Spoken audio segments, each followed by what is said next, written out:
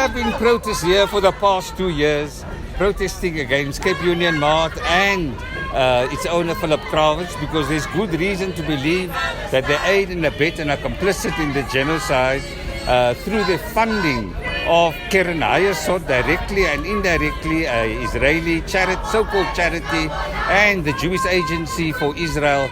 The monies and the profit that they generate from here go into those funds and are used in the settlements, the illegal settlements in the occupied Palestinian territories, which is illegal. And they also provide money in the recruitment of of soldiers from South Africa to Israel, in addition to providing support and assistance to them. Today we are standing here in particular because they have taken us to court. They've issued an interdict, they're seeking an interdict against us, and they want us to stop protesting.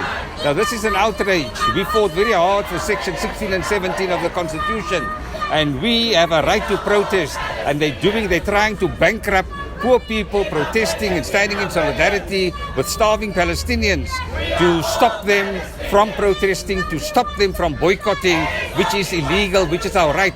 That is how we brought South African apartheid down, and that is what we say through peaceful means: boycott, divestment and sanctions. That is how we're going to bring the Israeli apartheid regime down.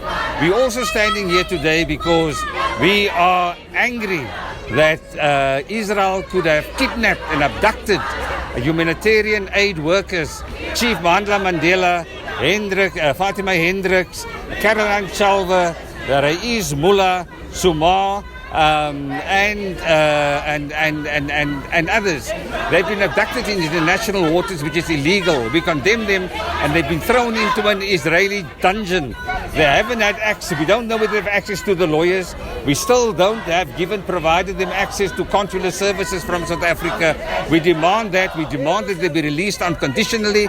We demand that they be returned, that the boats be returned to them, and we demand an unimpeded access to the shores of Gaza to lift up the hunger, to alleviate and ameliorate the hunger and the genocide and the starvation and the famine that is taking place there. They're taking with them food, essential medicines, and while they're taking that kind of food, the South African government is still allowing coal shipments and trade to move from our harbors in Richards Bay to Israel, which fuels the economy. So our demand is also to stop the supply of coal who fuels the Israeli genocide and all other trade. We're also asking demanding that our President Cyril Ramaphosa signs into law a parliamentary resolution which called for the shutting down of the Israeli embassy. Also, in addition to the coal and everything else, we're demanding that the National Prosecuting Authority exercise its prosecutorial mandate and arrests with evidence and prosecutes South Africans who are serving in the Israeli army. It's been going on for more than 20 years, and it's been going on despite all the evidence that we provided to them.